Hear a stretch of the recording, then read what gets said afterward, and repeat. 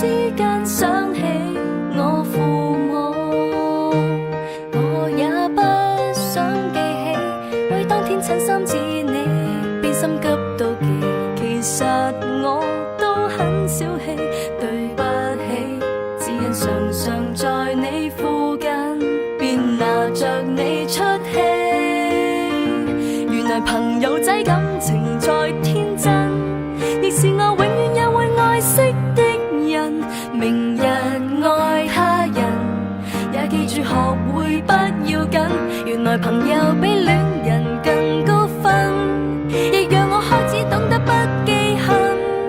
若大家都敏感，我更要永遠記得拒絕再因小事怪人。為何沒有這條校訓？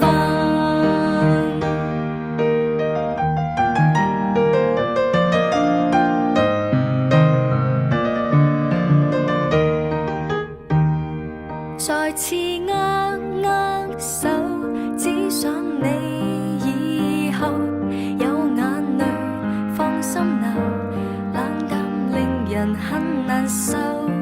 無論日後路怎麼走，彼此老友角色似舊，以後在動氣關頭，回望着這場爭吵，想想也很臭。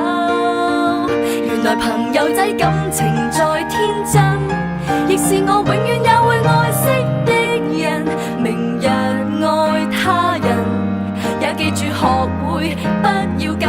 原來朋友比戀人更高分，亦讓我開始懂得不記恨。若大家都敏感，我更要永遠記得拒絕再因小事怪人。為何沒有這條校訓？